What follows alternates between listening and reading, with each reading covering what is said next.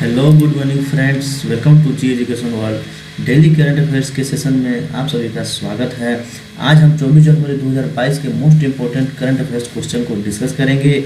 ये जो current affair होगा वो सभी प्रकार के कॉम्पिटिटिव एग्जाम्स के लिए मोस्ट इंपॉर्टेंट होगा। तो आप सभी इस क्वेश्चन आंसर को अच्छे तरीके से अपने माइंड में फिट कर लें ताकि आप एग्जाम देने जाएं तो करंट अफेयर से रिलेटेड कोई भी क्वेश्चन आपको ना छूटे। तो चलिए आज का सेशन शुरू करते हैं। शुरू करने से पहले दोस्तों आज का हम थॉट देख लेंगे। आज हमारा टुडे थॉट क्या है। तो एक हमारा थॉट है ईश्वर चंद्र विद्यासागर जी का।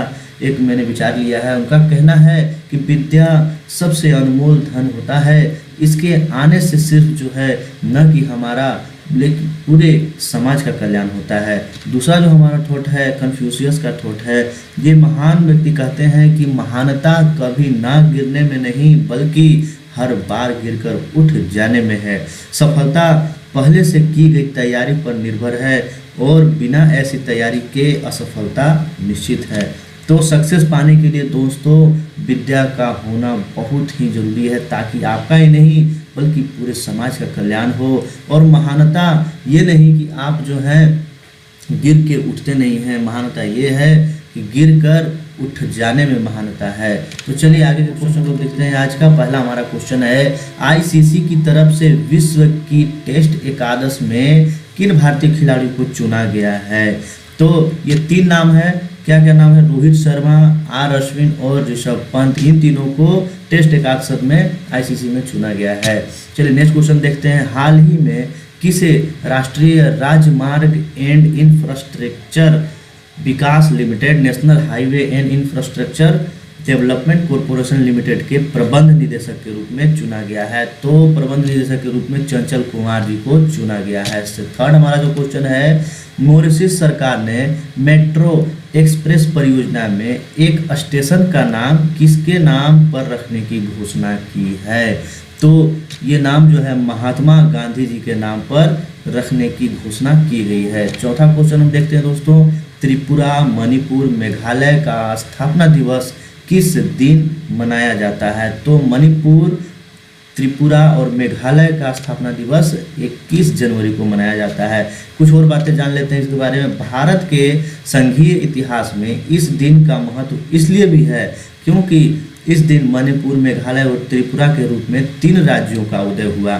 पूर्वोत्तर राज्य मणिपुर, मेघालय और त्रिपुरा को अलग राज्य बने 5 दशक हो गए हैं।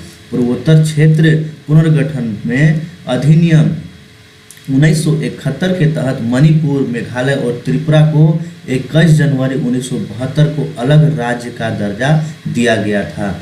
चलिए 5वें क्वेश्चन की ओर चलते हैं हम लोग। किस देश की गायिका एल्जा सोरेस का हाल ही में निधन हुआ है।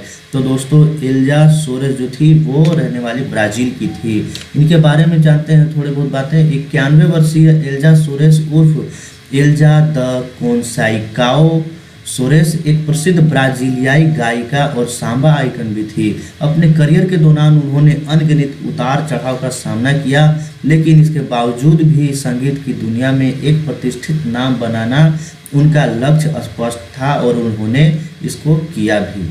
चलिए 6 क्वेश्चन की ओर चलते हैं। मॉर्निंग कंसल्ट पॉलिटिकल इंटेलिजेंस के अनुसार दुनिया के सबसे लोकप्रिय नेता कौन है। तो वो नेता है दोस्तों हमारे Narendra Modi ji.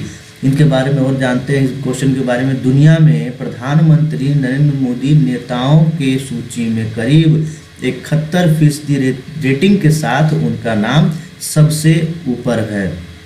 Morning consult political intelligence की विश्व के 13 नेताओं की सूची में अमेरिका राष्ट्रपति जो बाइडन का स्थान है वह 6ठा है और उन्हें 43% रेटिंग मिली है। बाइडन के बाद कनाडा के राष्ट्रपति जस्टिन ट्रूडो का नाम है, उन्हें 43% रेटिंग मिली है। ऑस्ट्रेलियाई के पीएम स्कॉट मॉरिसन को 41% रेटिंग मिली है। चलिए नेक्स्ट क्वेश्चन की ओर चलते हैं।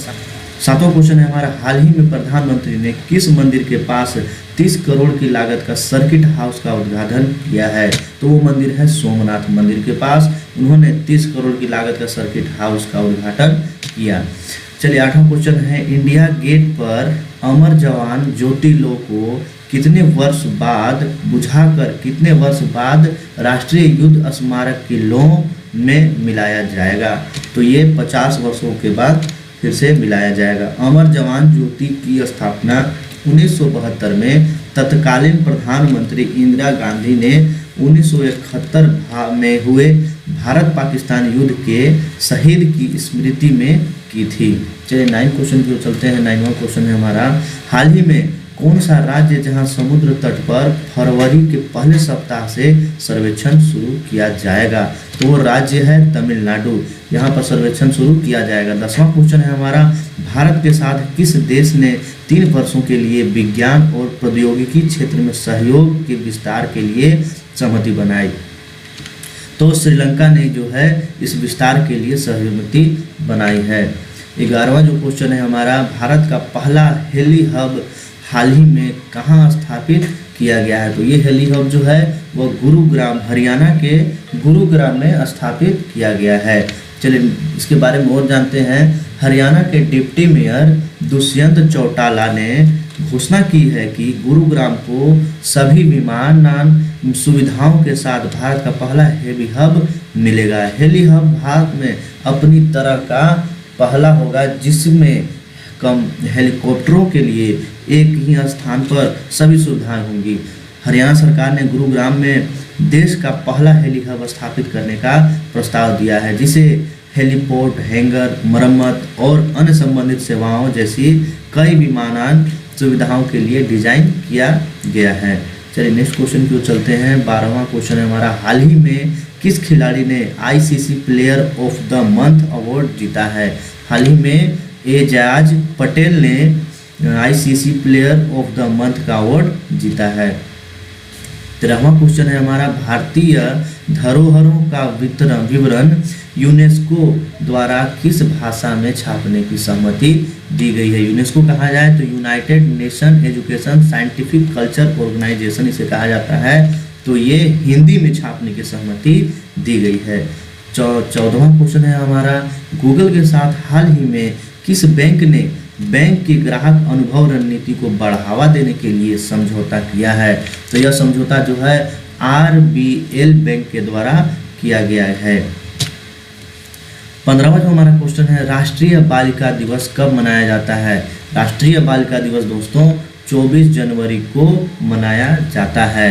तो इसी के साथ हमारा यह सारा क्वेश्चन खत्म हो गया है दोस्तों। और अगर वीडियो अच्छा लगा हो तो हमारे वीडियो को लाइक कर दीजिएगा, एक शेयर कर दीजिएगा और सब्सक्राइब करना न भूलिएगा। चलिए मिलते हैं नेक्स्ट सेशन में। Thank you.